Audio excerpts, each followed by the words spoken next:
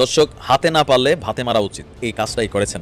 একজন রাষ্ট্রনায়ক হতে গেলে কতটা বিচক্ষণ হইতে আমার একটাই দাবি, স্বরাষ্ট্রমন্ত্রীর উপদেষ্টার পদত্যাগ। He don't deserve to stay there. Cantonment থেকে এই আসামিগুলোকে বের করে সমস্ত সশস্ত্র বাহিনীকে কলঙ্ক মুক্ত করতে হবে। এই বোঝা সশস্ত্র বাহিনী নিবে না। বেশ কিছুদিন চুপ থাকার পর শেখ হাসিনার পুত্র সজীব ওয়াজেদ জয় মুখ খুলে ভুল স্বীকার করলেন হাসিনা পুত্র জয়। কি ভুল? জামাত আমির ডক্টর শফিকুর রহমানের সাথে নিউ ইয়র্কে সাংবাদিক ইলিয়াস হোসেনের বৈঠক। দেখেন, হাসিনার পদত্যাগপত্র নিয়ে যা জানা গেল, এটা যুগান্তরের একটি খবর। আপনি যদি সোশ্যাল মিডিয়া দেখেন, আপনি নিশ্চয়ই দেখবেন যে আপনার সম্প্রতি আওয়ামী লীগের প্রচুর লোকজন তারা একটা কথা শেয়ার করে ফেসবুকে, ব্রেকিং নিউজ, বৈধ প্রধানমন্ত্রী শেখ হাসিনার পদত্যাগপত্র জাতিসংঘে জমা না দিলে সেনাবাহিনীর উপর নিষেধাজ্ঞা দিবে জাতিসংঘ। দর্শক, নতুন একটা নিউজ আপনাকে স্বাগতম। প্রিয় দর্শক, বাংলাদেশের যে বর্তমান রাজনৈতিক প্রেক্ষাপট এবং যে পরিস্থিতির সৃষ্টি হয়েছে তারই আলোকে আপনাদের সামনে বেশ কয়েকটা গুরুত্বপূর্ণ ভিডিও নিয়ে হাজির হয়েছি, যার কিছুটা অংশ বিশেষ ইতিমধ্যেই ভিডিওর শুরুতেই দেখেছেন। তো দর্শক, ভিডিওর শুরুটা দেখে কিন্তু বুঝতে পেরেছেন যে আজকে নিউজটা ঠিক কতটা গুরুত্বপূর্ণ এবং ঠিক কোন বিষয়টাকে ইঙ্গিত করছে। তাই বলবো, যারা ভিডিওটি অন করেছেন না টেনে সম্পূর্ণ নিউজটি মনোযোগ সহকারে দেখতে থাকুন, তাহলে আজকের মূল বিষয়টা বুঝতে পারবেন। তো দর্শক, আর বেশি দেরি না করে চলুন দেখে আসবো আজকে সেই কাঙ্ক্ষিত ভিডিও। রয়্যাল লোকজনদের চারিদিকে বসায় রেখে তারপরে আপনারা সুন্দর দেশ গড়বেন, সেই দেশে আমাদের তো টার্গেট তো না, আওয়ামী লীগ না, আমাদের টার্গেট বিএনপি না, জামাত, কোনো কিছু না। আমাদের দেশে কোনো শত্রু নেই। আমার শত্রু ইসকন, আমার শত্রু ইন্ডিয়ার লোকজনদের সেট আপ করে সুন্দর করে আপনি বসায় রেখে তারপরে দেশ পরিচালনা করবেন, সেই দেশে আমরা যাব।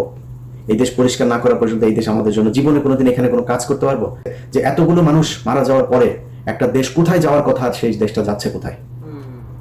এখন আওয়ামী লীগ মাঝে মধ্যে বলে, দেখছিস এই সময় আওয়ামী লীগ বলার সুযোগ পায়, আওয়ামী লীগ বলার সুযোগ পায়, দেখ দেশ এই হচ্ছে ওই হচ্ছে, হাসে তারা। আজকে গাজীপুরে একটা ঘটনা ঘটেছে। ইসকন রিসেন্টলি বেশ কয়েকটা গুপ্ত হত্যা ঘটিয়েছে। তারা খুব গোপনীয়ভাবে তাদের কার্যক্রম পুরোদমে তারা চালিয়ে যাচ্ছে। এই পর্যন্ত এই গত 2-3 দিনের ভিতরে 2 জনকে তারা গুম করেছে। তাদের আজকে একজনকে সে বাসা থেকে বের হয়েছে, তারপর থেকে তার ফোন বন্ধ, তাকে খুঁজে পাওয়া যাচ্ছে না। সে 1 দিন আগে বা 2 দিন আগে একটা মাদ্রাসায় গিয়ে সেখানে ইসকনের বিরুদ্ধে কথা বলেছিল। আজকে একজন ইসকনের বিরুদ্ধে এক জায়গায় কথা বলেছে, সেখানে সেই প্রতিষ্ঠানে গিয়ে জিজ্ঞেস করা হয়েছে উনি কোথায় থাকেন, উনি কে, এইভাবে তার বিচার খোঁজ জানতে চাওয়া হয়েছে। তো সরকারকে বলবো, ইসকন, আমরা সেই 2018-19 সালে এই বিষয়গুলো বলেছিলাম, কিন্তু সরকার কিংবা বাংলাদেশের মানুষও বোধহয় এটা নিয়ে খুব বেশি সিরিয়াস না। আমাকে যদি কেউ জিজ্ঞেস করে যে ভাই আপনি দেশে গেলে আপনার জন্য কি থ্রেট মনে করেন কিনা, বলেছি যে আমি দেশে গেলে আমার জন্য একমাত্র সবার আগে যদি থ্রেট কাউকে মনে করি সেটা হচ্ছে ইসকন।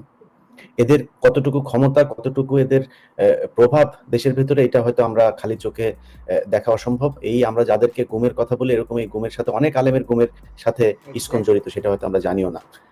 তো এই বিষয়টা সরকারকে এবং গাজীপুর পুলিশ, তারা 2 দিন আগে একটা তাদের ফেসবুক পেজে এবং তারা বোধহয় একটা বিজ্ঞপ্তিও দিয়েছেন যে 2 দিন আগে যে মেয়েটা ধর্ষিত হয়, বাচ্চা একটা মেয়ে, মাদ্রাসার স্টুডেন্ট, মাদ্রাসার ছাত্রী, তাকে নিয়ে এক হিন্দু তাকে ধর্ষণ করেছে। 3 দিন ধরে তাকে আটকে রেখে তারপর ধর্ষণ করা হয়েছে। সেই মেয়েটাকে ধরার পরে এলাকার মানুষজন যখন কিনা এটা নিয়ে প্রতিবাদ করলো, তখন পুলিশের পক্ষ থেকে বিবৃতি দেওয়া হলো যে এটা কোনো সাম্প্রদায়িক বিষয় না। এটা সাম্প্রদায়িক কি না বা কি, এটা আপনি এখনো তদন্ত করতে পারেন নাই, তো আপনার এত আগ বাড়ায় তারপরে গাজীপুর পুলিশকে কেন বিবৃতি দিতে হলো? এটা সাম্প্রদায়িক, এবং হিন্দুরা এটা খুব সুকৌশলে, খুব কি বলবো, পরিকল্পিতভাবে মুসলমান মেয়েদেরকে তারা তাদের নাম গোপন রেখে তারপরে তাদের সাথে সম্পর্ক করছে, শারীরিক সম্পর্ক করছে, তাদের সাথে তাদের গর্ভে বাচ্চা দিচ্ছে, তারপর তারা পালিয়ে যাচ্ছে। এটা তারা একদম পরিকল্পিত হবে। এর সাথে হিন্দু মহাজোট, ইসকন, এই হিন্দুদের যেসব কট্টর জঙ্গি সংগঠনগুলো আছে, এরা সবাই জড়িত। তো সেটাকে তিনি হঠাৎ করে বলে ফেললেন যে এটা কোনো সাম্প্রদায়িক, এটা অবশ্যই সাম্প্রদায়িক এবং এটার বিচার এই দেশে করতে হবে। যদি বিচার না করে, সেই ক্ষেত্রে আজকে সেনাবাহিনীর যে 15 জনের পরিণতি, আমার মনে হয় এটা দেখে সবাই শিক্ষা নেওয়া উচিত। এই দেশে কেউই আইনের ঊর্ধ্বে না। এই যে এদের ভিতরে লেফটেন্যান্ট কর্নেল রেদওয়ান যখন আন্দোলন চলে, লেফটেন্যান্ট কর্নেল লেভেলের একজন অফিসারকে সেখানে গিয়ে বন্দুক ধরে তারপরে AK-47 দিয়ে গুলি করার দরকার নাই, তিনি নিজে শুয়ে পড়ে তারপরে সেখানে গুলি করছেন। তার সৈনিকরা যখন কিনা তার সাথে গুলি করতে রাজি হয় নাই, তখন তিনি নিজে গুলি করে তাদেরকে সাহস দিচ্ছেন। অতএব এটা আমরা একটা ভিডিও দেখেছি, আমরা শুধু একটা ভিডিও দেখেছি, এরকম কত গুলি সে করেছে জানি না। সো এই জায়গাগুলোতে তাদের যে প্রতাপ, এখানে ব্রিগেডিয়ার হাসান নাসের আছেন, তিনাকে PNG করা হয়েছে। যারা দেশপ্রেমিক তাদেরকে PNG, আর যারা কিনা দেশের বিরুদ্ধে কাজ করেছে তাদের পদোন্নতি দেওয়া হয়েছে, তাদের নানান ধরনের সুযোগ সুবিধা দেওয়া হয়েছে, এবং এর মাঝখানেও সেনাবাহিনীর বেশ কয়েকজন অফিসার তাদেরকে ভারতে পাঠানো হয়েছে। তো এই জিনিসগুলো আমরা দেখছি। তো তারা গুম খুনের সাথে জড়িত। এখানে প্রীতি দেখানোরও কিছু নাই, এখানে সম্মান দেখানোরও কিছু। এনসিপির সাথে বিএনপির অবিশ্বাস্য ঘটনা ঘটে গেছে। ধরতে যাচ্ছে, সব বন্দোবস্ত হচ্ছে। শেষ পর্যন্ত ফর্মালি বিএনপির ফাঁদে পড়ছে এনসিপি, এবং এটাই এনসিপির ধ্বংসের জন্য যথেষ্ট। এনসিপির রাজনৈতিক কবর রচিত হচ্ছে। দর্শক, এতদিন আমরা এনসিপি বিএনপি জোট তত্ত্ব নিয়ে নানান আলোচনা করেছি। এটা ছিল থিওরিটিক্যাল এবং এটা ছিল গোপন। এনসিপির নেতারা দিনে ক্যামেরার সামনে জুলাই সনদ বাস্তবায়নের দাবিতে সোচ্চার, আর রাতে জুলাই সনদ বিরোধী, জুলাই ভুলিয়ে দেওয়া পার্টি বিএনপির সাথে আসন ভাগাভাগির বৈঠক করে। এখন এটা এতদিন ছিল গোপন। গোপন অস্বীকার করা ঠিক আছে, গোপনে অনেক কিছুই করতে পারে, কিন্তু ওপেনে করলে তখন এটা ডিজাস্টার। কারণ গোপনে করেন এই কারণে যে সফল না হলে ওখান থেকে ফিরে আসবে, এই কারণে গোপন। আর যখন এটা ওপেনে আসে, বোঝা যায় যে অনেক অগ্রগতি হয়েছে, এর মানে আপনাদের এখন আর লজ্জা শরম নাই। যেমন প্রেম করে যারা, গোপনে প্রেম করে না। গোপনে প্রেম করে কেন? যে কেউ জেনে গেলে তো সমস্যা আছে, তখন তো প্রেম হতে দিবে না। কিন্তু ওপেনে প্রেম করে কখন? জানলে সমস্যা নাই, কিছুদিন পরে তুই বিয়ে করবে, জানুক, তাতে কি? বিষয়টা এরকম না? তো বিএনপি এনসিপি সম্পর্কটা এখন এরকম। এতদিন গোপন ছিল, যে জানলে মানুষ কি বলবে, আরে এতদিন এই বিএনপি কে এনসিপি বলেছে চাঁদাবাজ, এবং বিএনপি নেতারা এনসিপি কে পিটিয়েছে বিভিন্ন জায়গায়, নাসিরউদ্দিন পাটোয়ারিকে অবাঞ্ছিত ঘোষণা করেছে, কত কিছু। এবং বিএনপি রাজনীতি এনসিপি রাজনীতি ফুললি কন্ট্রাডিক্টরি, মিলে না। একটা হচ্ছে সংস্কারপন্থী দল, একটা সংস্কার বিরোধী, একটা জুলাই পক্ষের, একটা জুলাই ভুলিয়ে দেয়। বিএনপি জুলাইয়ের বিরুদ্ধে না, কিন্তু জুলাই ভুলিয়ে দেয়া পার্টি। একদল আওয়ামী লীগকে নিষিদ্ধ চায়, আরেকদল চায় না। একদল জাতীয় পার্টিকে নিষিদ্ধ চায়, আরেকদল চায় না। একদল বলে যে এরা পুরনো বন্দোবস্তের চাঁদাবাজি রাজনীতি, আরেকদল বলে যে আমরা নতুন ধারা রাজনীতি। একদল বলে ৭২ সংবিধান রাখতেই হবে, আরেকদল বলে ৭২ সংবিধান যে কোনো মূল্যে বাতিল করতে হবে। তো এইরকম পরিস্থিতিতে গোপন প্রেম এর মানে কতটা ধান্দাবাজ ছিল এরা বুঝতে পারছেন। কিন্তু এখন লজ্জা শরম বাদ দিয়ে প্রেম সামনে এনেছে, যে যা বলুক। এটা অনেকটা এরকম, জাত যায় না জাত। রাজার ছেলে যদি ভিখারির মেয়ের সাথে প্রেম করে, এটা ওই রাজার বংশধররা মানতে চায় না। বাংলাদেশের আগের সিনেমাগুলোতে দেখেছেন না, বেদের মেয়ের সাথে রাজকুমার প্রেম করে, মানতে চায় না, রাজকুমারকে রাজ পরিবার থেকে বের করে দেয়। এখন এটা যতদূর সম্ভব গোপন রাখে, এক পর্যায়ে জানাজানি হয়। জানাজানি হলেই রাজ পরিবার সিসি করে, আর জানাজানি হলেই তখন বের করে দেয়। কিন্তু কখন জানায়? যখন লজ্জা শরম বা আর কোনো উপায় না থাকে। যাক, যে যা বলুক, পৃথিবী জানুক, ওপেন প্লেন যা হোক, প্রয়োজনে ৭ সাগর ১৩ নদীতে ঝাঁপ দিব, ব্রিজ থেকে ঝাঁপ দিব দুইজনে হাত ধরে। বিএনপি এনসিপির অবস্থা হচ্ছে এখন উতলা, ইন্টারের মেয়ের মতো। পাগল, বয়ফ্রেন্ডের জন্য হাত কাটে, কথা বলার জন্য মায়ের ফোন চুরি করে, বালিশের নিচ থেকে ফোন নাই, বাবা ফোন নিয়ে গেছে, হাত কেটে রক্ত দিয়ে চিঠি লেখে। এই ইমোশন চলছে এনসিপি বিএনপির মধ্যে। এই উতলা, এই আবেগ ক্ষতিকর। ইন্টারের প্রেম যেরকম ক্ষতিকর, এটা সেরকম ক্ষতিকর। এই ধরনের রেজিস্টারাস প্রেমে বেশিরভাগই তরুণ তরুণী ধ্বংস হয়ে যায়। আর বিএনপির সাথে যে এই ইমোশনাল প্রেম, দু একটা সিটের আশায়, এর মধ্য দিয়ে এনসিপির কবর রচিত হবে। আনুষ্ঠানিকভাবে সেই ফাঁদে করতে যাচ্ছে। দর্শক, সালাউদ্দিন আহমেদ বলছেন, জোট গঠনে এনসিপির সঙ্গে আলোচনা চলছে। এবং এই প্রথম স্বীকার করেছেন, এর আগে কিন্তু কেউ স্বীকার করেনি যে আলোচনা চলছে। এর আগে সব গোপন। একবার একটা গোপন বৈঠকের কথা এসেছে, এনসিপির এক নেতা ভুল স্বীকার করলেন হাসিনা পুত্র জয়। কি ভুল? ছাত্র জনতার অভ্যুত্থানের মুখে বাংলাদেশ থেকে পলাতক সাবেক প্রধানমন্ত্রী শেখ হাসিনার ছেলে সজীব ওয়াজেদ জয় স্বীকার করেছেন তার মায়ের সরকারের সময় কিছু ভুল হয়েছিল।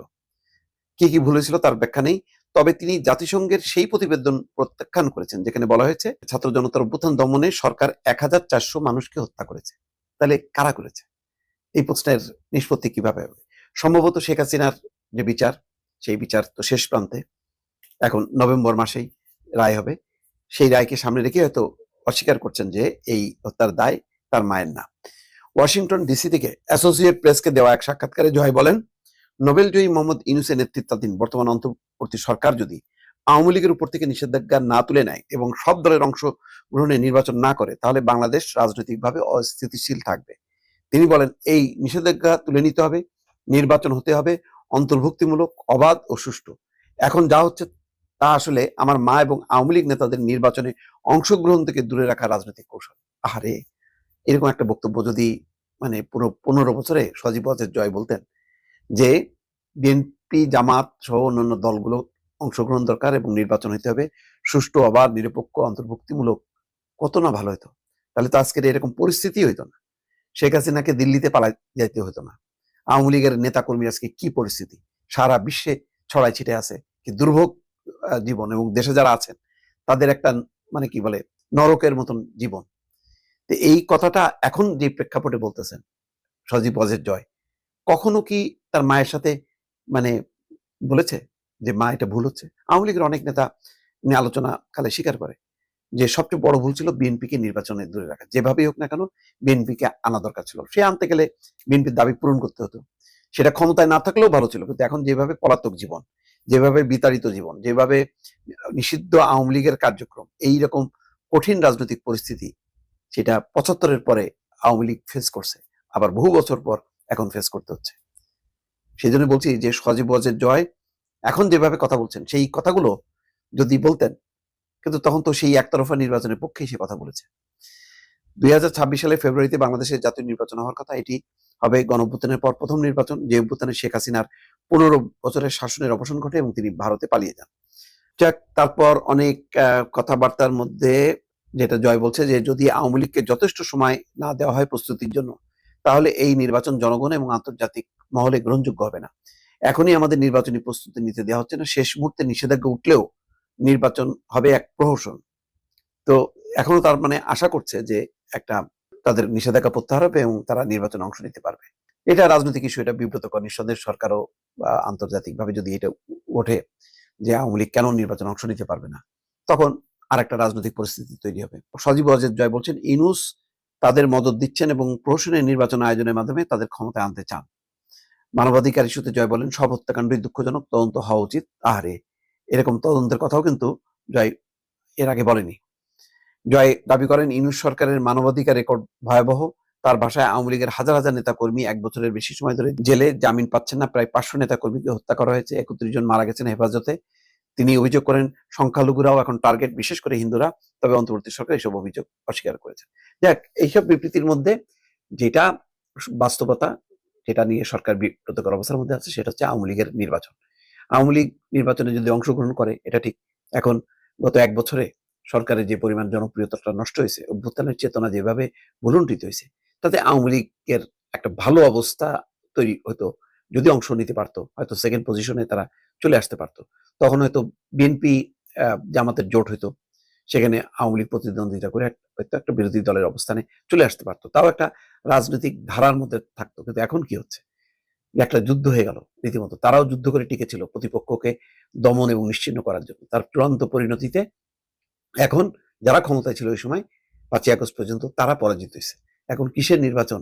এখানে তো নির্বাচন মানে খেলা হয়নি, হয়েছে তো হলো যুদ্ধ রীতিমতো, এক পক্ষ আর এক পক্ষকে নিশ্চিহ্ন করা। এখন এই আন্তর্জাতিক সম্প্রদায় এটা কি মানে এই বিষয়টা সামনে আনবে কিনা? এখনো পর্যন্ত ভারত ছাড়া কেউ আনেনি যে আওয়ামী লীগকে ছাড়া নির্বাচন হবে না, এমন কথা বলেনি। ফলে আরো সময় বাকি আছে, দেখা যাক কি হয় পরিস্থিতি। দর্শক, সম্পূর্ণ ভিডিওটি দেখলেন, আশা করি বিষয়টি বুঝতে পেরেছেন। এ নিয়ে আপনার গুরুত্বপূর্ণ মন্তব্যটি অবশ্যই কমেন্ট বক্সে জানিয়ে দিবেন। ধন্যবাদ।